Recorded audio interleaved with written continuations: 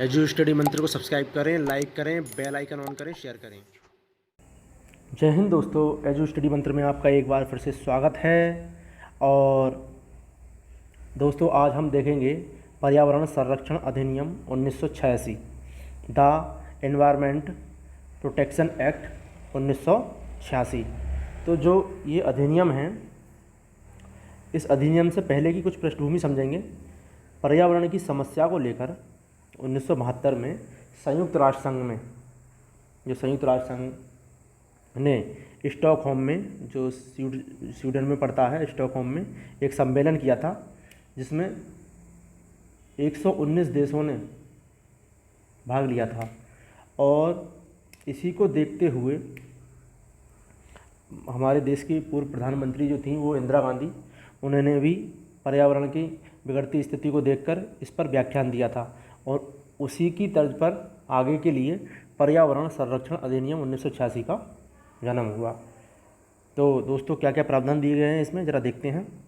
मानवीय पर्यावरण के संरक्षण तथा सुधार के लिए 19 जून 1972 स्टॉकहोम स्वीडन के सम्मेलन में अनेक विनिश्चय किए हुए। ठीक है, ये हमने देख लिया। भारत स्टॉकहोम सम्मेलन का सदस्य था और उसमें हुए विनिश्चयों के प्रति शपथबद्ध था। सम्मेलन के विनिश्चयों तथा भोपाल गैस त्रासदी के पश्चात पर्यावरण संरक्षण हेतु विधि की आवश्यकता हुई। ये जो भोपाल गैस त्रासदी हुई थी, ये हुई थी 3 दिसंबर 1984 को। भोपाल में ये गैस रिसाव हो गई थी। ठीक है, आगे पर्यावरण संरक्षण अधिनियम 1986 पारित हुआ। अधिनियम को राष्ट्रपति की सहमति 23 मई 1986 को मिली। अधिनियम में कुल 4 अध्याय तथा 26 धाराएं हैं। इस अधिनियम में 19 नवंबर 1986 से ये अधिनियम लागू हुआ है।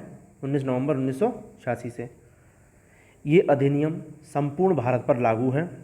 ठीक है, अधिनियम के विभिन्न उपबंधों को विभिन्न तिथियों व क्षेत्रों में लागू किए जाने की शक्ति केंद्रीय सरकार की है। ठीक है, उपबंधों से संबंधित कोई भी शक्ति लागू करेगी तो वो केंद्र सरकार करेगी। अधिनियम की धारा जो 2 है, उसमें महत्वपूर्ण पदों की परिभाषा दी गई है। धारा 2 का में जल, वायु और भूमि तथा मानवीय प्राणी, अन्य जीवित प्राणी जैसे पौधे, सूक्ष्म जीवाणु तथा संपत्ति में अनेक बीच विद्यमान अंतर संबंध को पर्यावरण कहा गया है। पर्यावरण प्रदूषक से अर्थ है ऐसे ठोस, द्रव्य तथा गैसीय पदार्थ से है जो ऐसी सांद्रता में उपस्थित हैं जो पर्यावरण के लिए क्षतिकारक हैं या क्षतिकारक हो सकते हैं। तो ये जो धारा है 2 खा में बताया गया इसके बारे में।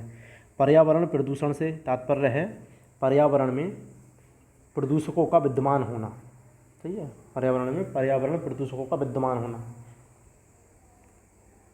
धारा 2 अणा के अनुसार कोई ऐसा पदार्थ या निर्मिति जो अपने रासायनिक या भौतिक रासायनिक गुणों के कारण या किसी समव्यवहार के कारण मानव, अन्य जीवित प्राणियों, पौधों, सूक्ष्म जीव, संपत्ति या पर्यावरण को हानि पहुंचाता हो, परिसंकट में पदार्थ कहा जाता है। पर्यावरण की गुणवत्ता में सुधार लाने तथा संरक्षण हेतु एवं पर्यावरणीय प्रदूषण के निवारण हेतु सभी प्रकार के उपाय करने की शक्ति धारा 3 में केंद्रीय सरकार को दी गई है। अगर उससे संबंधित कोई भी कानून या कुछ भी पारित कर सकता है या कोई भी प्रतिबंध लगा सकता है। आगे देखेंगे, इन उपायों में राज्य सरकारों, अधिकारियों व प्राधिकरणों द्वारा बनाए गए नियमों का समन्वय, राष्ट्रव्यापी कार्यक्रम की योजना, निर्माण व निष्पादन, विभिन्न आयामों की गुणवत्ता के लिए मानक निर्धारित करना, प्रदूषकों के उत्सर्जन का मानक निर्धारण, विनिर्माण प्रक्रियाओं, सामग्री और पदार्थों की जांच, समस्याओं का अन्वेषण और अनुसंधान, प्रयोगशालाओं की स्थापना, पर्यावरणीय विषयों की सूचनाएं एकत्र करना तथा प्रचार प्रसार करना तथा निवारण हेतु नियम पुस्तिकाएं, संहिताएं या मार्गदर्शिकाएं तैयार करना व अन्य उचित कार्रवाई करना शामिल हैं। धारा 3 में प्रदत्त शक्तियों के प्रयोग व कृत्यों के निर्वाह के लिए केंद्र सरकार प्राधिकरणों का गठन कर सकती है। धारा 3 और 3 में कहा गया है। धारा 3 में राष्ट्रीय हरित अधिकरण द्वारा धारा 3 के अधीन ही स्थापित किया गया है। जो राष्ट्रीय नेशनल ग्रीन ट्रिब्यूनल है उसका जो गठन किया गया है वो धारा 3 के अंतर्गत किया गया है। धारा 4 केंद्र सरकार द्वारा अधिकारियों की नियुक्ति और उनकी शक्तियों के विषय में है। धारा 5 के अनुसार केंद्र सरकार किसी व्यक्ति, प्राधिकारी या अधिकारी को लिखित निर्देश दे सकती है जो बाध्यकारी होते हैं। लिखित निर्देशों में किसी उद्योग, संक्रिया या प्रक्रिया को बंद करने का आदेश दे सकती है, प्रतिषिद्ध करने का या विनियमित करने तथा विद्युत, जल या अन्य किसी सेवा को बंद या विनियमित करने का निर्देश शामिल हो सकता है। ठीक है, अगर कोई प्रदूषण फैला रहा है, कोई उद्योग वगैरह, तो उसको बंद करने का आदेश सरकार दे सकती है। धारा 5 में दिए गए किसी निर्देश की अपील राष्ट्रीय हरित अधिकरण अधिनियम 2010 के पारित होने के पश्चात से हरित अधिकरण में की जाएगी। ठीक है, ये राष्ट्रीय हरित अधिकरण अधिनियम 2010 को पारित करने के बाद। धारा 6 में पर्यावरण प्रदूषण का विनियमन करने के लिए नियम बनाने की शक्ति केंद्र सरकार को प्राप्त है। ठीक है, पर्यावरण प्रदूषण का विनियमन करने की।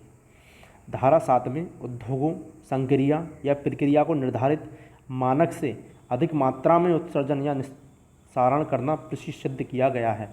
ठीक है, एक सीमा तय की गई है कि इससे ज़्यादा प्रदूषण नहीं होना चाहिए। अगर इससे ज़्यादा प्रदूषण का उत्सर्जन किया जाता है तो उसके लिए धारा 7 में प्रावधान किया गया है। परिसंकट में पदार्थों से समव्यवहार करते समय रक्षा उपायों तथा विहित प्रक्रियाओं का अनुपालन किया जाएगा, ये धारा 8 में कहा गया है। आगे बढ़ते हैं। किसी घटना, दुर्घटना अथवा आकस्मिक कृत्य के कारण मानक से अधिक निस्सारण होने पर उत्तरदायी व्यक्ति निर्धारित प्राधिकरण अथवा अभिकरण को सूचना देगा तथा मांग किए जाने पर सभी प्रकार की सहायता देगा। धारा 9 ये कहती है। ठीक है, उपचारात्मक कार्रवाई में हुए खर्च को ब्याज के साथ भू राजस्व के बकाया की तरह वसूल किया जा सकता है। धारा 9(3) के तहत। धारा 10 केंद्रीय सरकार द्वारा इस निमित्त सशक्त किए गए किसी व्यक्ति को किसी स्थान में प्रवेश तथा निरीक्षण की शक्ति प्रदान करती है। ठीक है, आगे बढ़ते हैं। किसी कारखाने, परिसर या अन्य स्थान से जल, वायु, मिट्टी या अन्य पदार्थ का विहित तरीके से नमूना केंद्रीय सरकार या उसके द्वारा सशक्त किसी अधिकारी की शक्ति धारा 11 में दी गई है। धारा 11 में दी गई है क्या क्या शक्तियाँ हैं।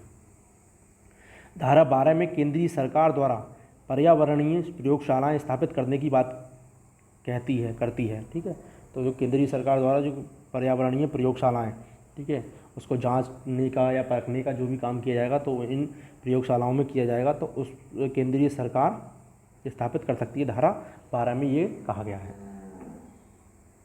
पदार्थों के नमूनों के विश्लेषण के प्रयोजनों के लिए सरकारी विश्लेषक नियुक्त किए जा सकते हैं। ठीक है, धारा 13 में ये कहा गया है। सरकारी विश्लेषक की रिपोर्ट साक्ष्य के रूप में उपयोग की जा सकेगी। धारा 14 के अंतर्गत। अधिनियम के उपबंधों, नियमों, आदेशों और निर्देशों के उल्लंघन के लिए दंड का प्रावधान धारा 15 में किया गया है। प्रत्येक उल्लंघन या असफलता के लिए 5 वर्ष तक का कारावास या 1 लाख रुपए का जुर्माना या दोनों का दंड दिया जा सकता है। मतलब अगर कोई भी उल्लंघन करता है इन आदेशों का या निर्देशों का, जो धारा 15 में जो आदेश दिए गए हैं उनका अगर उल्लंघन करता है तो उस व्यक्ति के लिए उल्लंघन करने में 5 वर्ष तक की सजा हो सकती है, कारावास हो सकता है और 1 लाख रुपए तक का जुर्माना या दोनों से दंडित किया जा सकता है।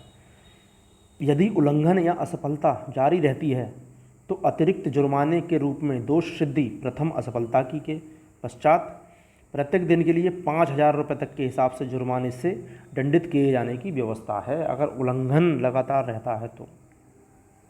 यदि दोष सिद्धि की तिथि से 1 वर्ष के पश्चात भी असफलता जारी रहती है तो कारावास की अवधि 7 वर्ष तक की हो सकेगी। ठीक है, ये प्रावधान भी इसमें किया गया है। कंपनी द्वारा अपराध किया जाना धारा 16 में दंडनीय है। ठीक है, धारा 17 सरकारी विभागों द्वारा अपराध को दंडित बनाती है। आगे बढ़ेंगे, इसमें दिया गया है प्रावधान। धारा 18 सद्भावपूर्वक की गई कार्यवाही के लिए संरक्षण अर्थात कोई भी वाद या विधिक कार्यवाही न चलाने का उपबंध देती है।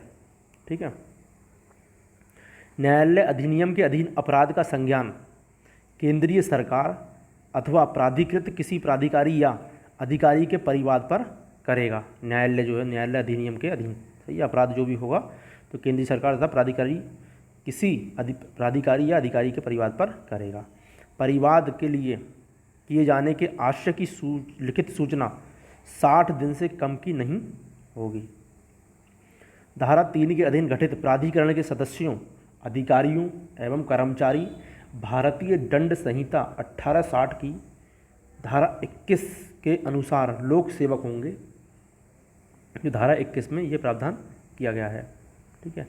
सिविल न्यायालय की अधिकारिता का वर्णन धारा 22 में दिया गया है।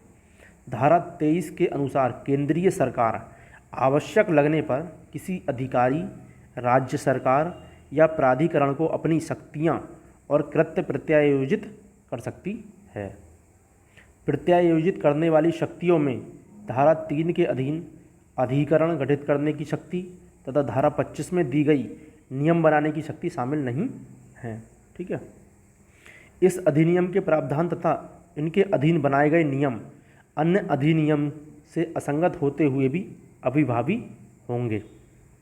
मतलब अगर कोई अधिनियम के प्रावधान तथा उनके अधीन बनाए गए कोई भी नियम होते हैं जो बाद में बनाए जाते हैं तो वो असंगत होते हुए भी अभिभावी होंगे। धारा 25 केंद्रीय सरकार की नियम बनाने की शक्ति का प्रावधान है, ठीक है। धारा 25 में जो है केंद्रीय सरकार की। तो दोस्तों ये तो था पर्यावरण संरक्षण अधिनियम 1986 और कुछ अन्य महत्वपूर्ण तथ्य भी हैं जो पर्यावरण से ही जुड़े हुए हैं या पर्यावरण संरक्षण की एक पृष्ठभूमि समझ लीजिए या आगे की एक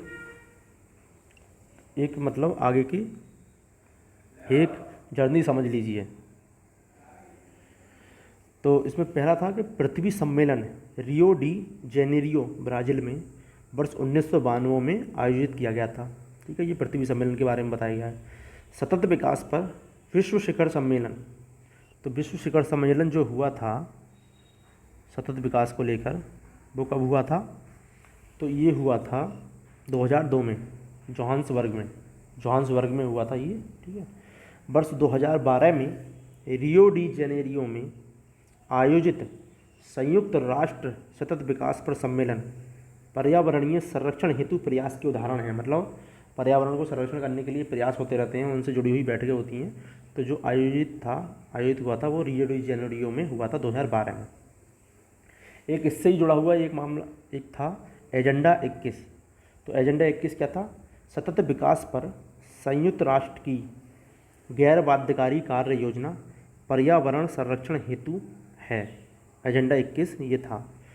अच्छा, भारतीय संविधान में क्या दिया गया है? भारतीय संविधान के अनुच्छेद 51 का के खंड 6 में प्राकृतिक पर्यावरण को, जिसके अंतर्गत वन, झील, नदी और वन्य जीव हैं, रक्षा करना और उसका संवर्धन करना तथा प्राणी मात्र के प्रति दया भाव रखना प्रत्येक व्यक्ति का मूल कर्तव्य बताया गया है, ठीक है। अनुच्छेद 51 का के खंड 6 में, ठीक है, मौलिक कर्तव्यों में दिया गया है ये। संविधान के अनुच्छेद 48 का में पर्यावरण का संरक्षण तथा संवर्धन और वन तथा वन्य जीवों की रक्षा को राज्य के नीति निर्देशक तत्वों में शामिल करता है, ठीक है। ये भी इसमें प्रावधान किया गया है। तो और भी इसमें जुड़े हुए बहुत सारे प्रावधान हैं। जल अधिनियम हुआ था 1974 में, ठीक है। इसमें असम, बिहार, गुजरात, हरियाणा है, हिमाचल प्रदेश, जम्मू एवं कश्मीर, कर्नाटक, केरल, मध्य प्रदेश, राजस्थान, त्रिपुरा और पश्चिम बंगाल तथा संघराज्य क्षेत्रों में लागू हुआ। ये जल अधिनियम 1974 लागू हुआ था, ठीक है। तो दोस्तों आज हमने देखा पर्यावरण संरक्षण अधिनियम 1986 क्या है, क्या क्या प्रावधान दिए गए हैं, अगर इसका उल्लंघन करने पर जो इसमें व्यवस्था दी गई है, क्या क्या दंड का प्रावधान है, 5 साल और 1 लाख जुर्माने तक का दंड दिया गया है। तो दोस्तों उम्मीद करता हूँ आपको समझ आया होगा और इस वीडियो को अगर अच्छी लगे तो शेयर कीजिए, लाइक कीजिए, कमेंट कीजिए और हमें नए से नए सजेशन दीजिए कि और क्या सुधार करने चाहिए। धन्यवाद।